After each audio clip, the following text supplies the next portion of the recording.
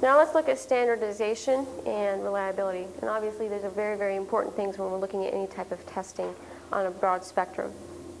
So standardizing says that essentially the only variable within the testing situation is that the animal is going to be the variable. So everything else in the situation has to stay the same.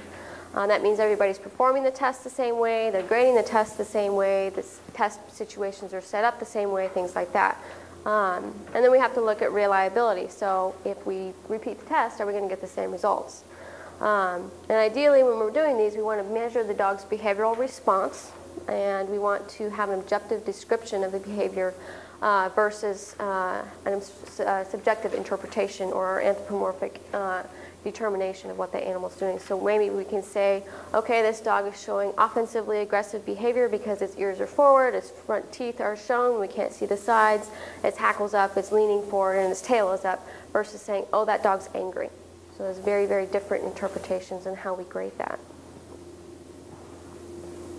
And then we have to look at our scoring systems. Our scoring systems have to correlate with the types of behaviors that we expect to pick up. And so some of the ones that you may see out there are pass-fail. So maybe very yes, no, the dog shows aggression or does not. And they've got it set up on what their definitions of aggression are. They may have a numerical scoring, so they look at the severity or the intensity of the behavior and score it that way. Or they may have a letter scoring. And whichever system that they choose to use, they need to have some type of key that says, okay, a B- is this type of behavior. And then we also have to look at validity, and that's something that we'll touch about in a few moments. And so again, shelter tests remain used primarily at this point to look at aggression, to predict it. And some of the different traits that's more commonly looked at with these pets, we're looking at sociability, so how interested in it is the animal with interacting with humans or people. The handleability of the animal, so is it amenable to having its ears touched, its tails touched, petted over its back, toweled off, things like that. How playful is the pet? What's his play style? Is it a chaser or is it a wrestler? And that can be very important in terms of making an appropriate decision for where that pet goes.